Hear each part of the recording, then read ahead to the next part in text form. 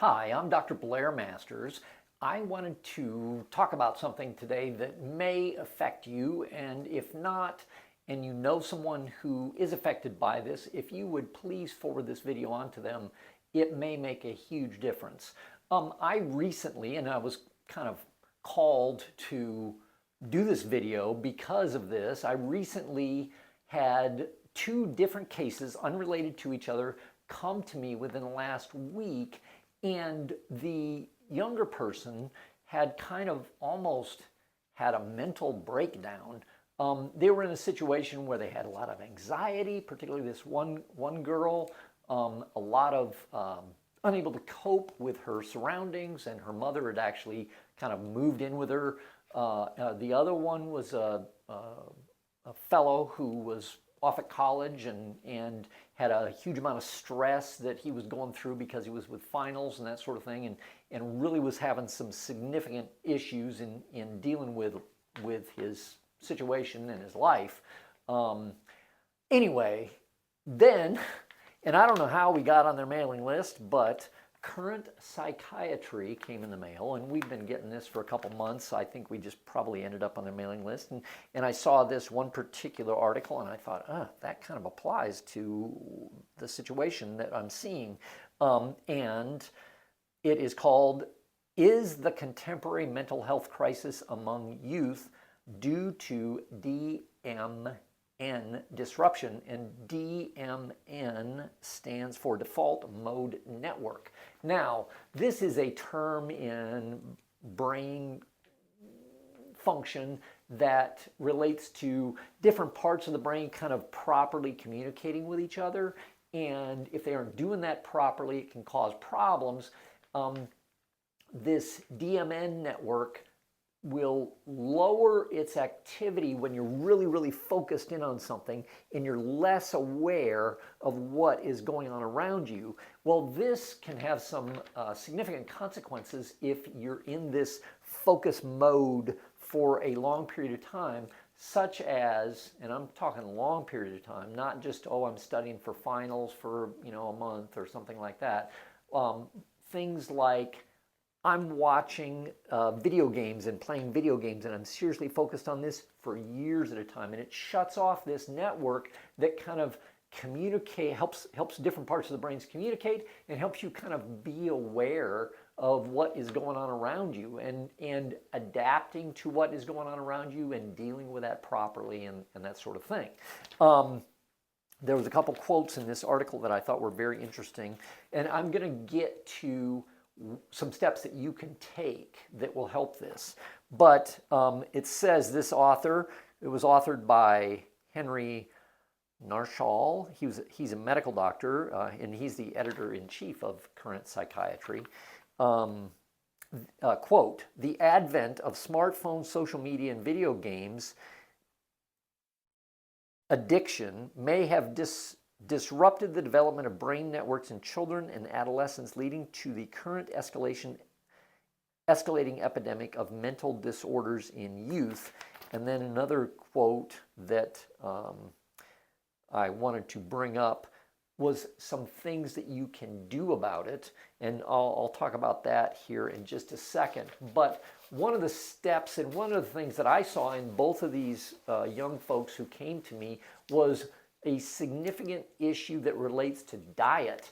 And what I did was I drew on here what's called a cell membrane, and basically all communication in the brain and the nerves takes place at the cell membrane.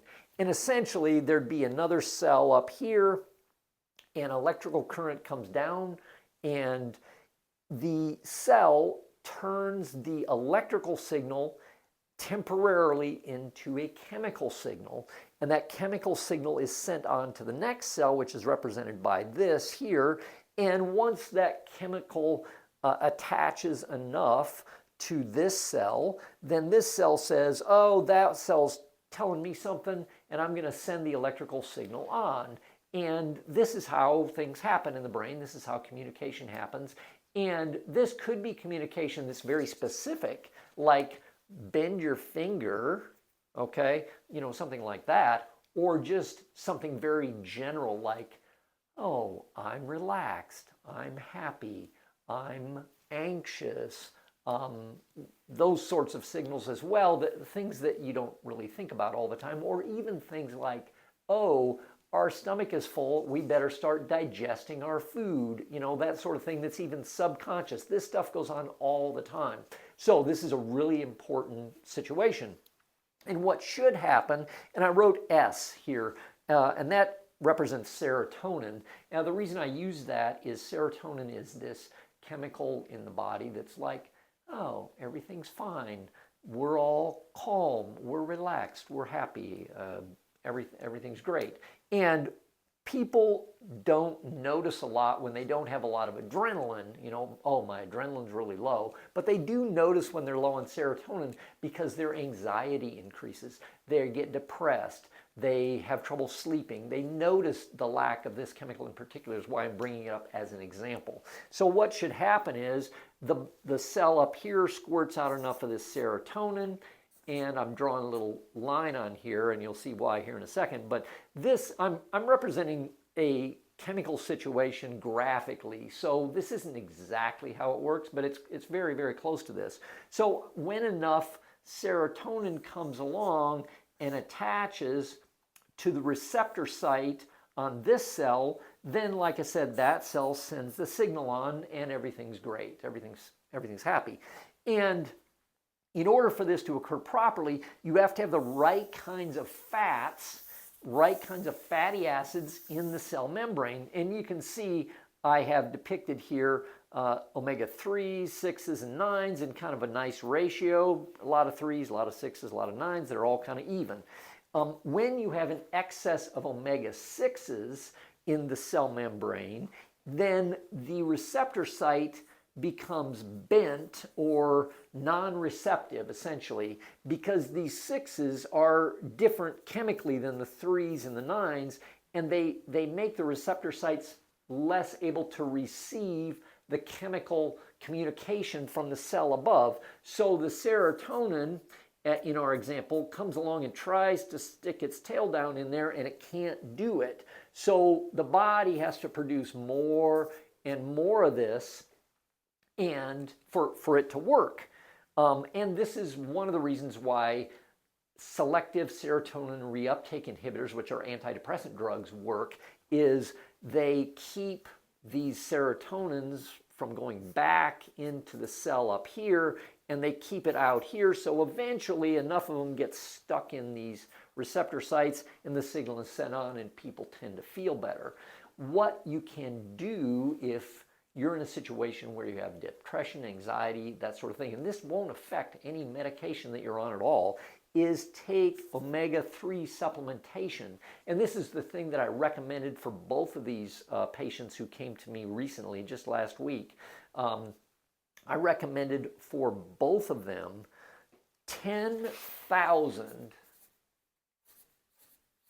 that's a lot, milligrams per day of fish oil. Sorry, my handwriting's not the greatest. And that's a really high dose, but when there are mental issues, Alzheimer's, depression of chronic nature, anxiety, any kind of brain dysfunction, MS, Parkinson's, that sort of thing, they usually recommend this dose for about 4 weeks and then cut down from there. But this will rapidly replace the 6s with the 9s. And when I say rapidly, I don't want you to think it's like take a pill and oh, you're good, or a couple days and you'll feel better. This happens over several weeks. And I usually recommend people stay on this dose for about 4 weeks and then cut down, like I said, cut down from there. If you are in a situation where you have depression, anxiety, that sort of thing, this occurs with serotonin.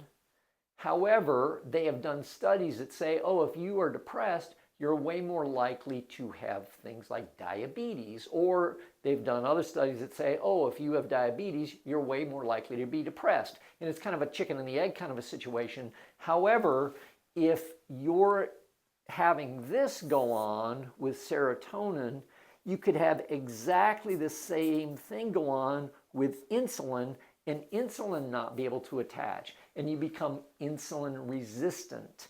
And that's like a pre-diabetic state, or can continue into diabetes. So the cell membrane is really, really vital for you to be healthy and for your brain to work right.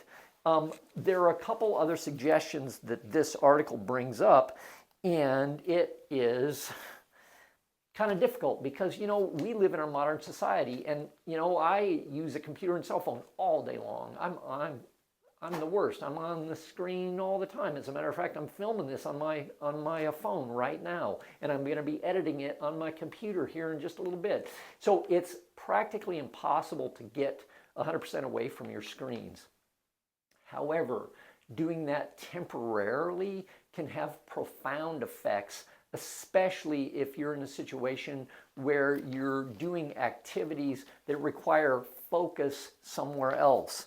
The author of this article, says this problem can be modulated and improved by meditation, is one of the things he recommends.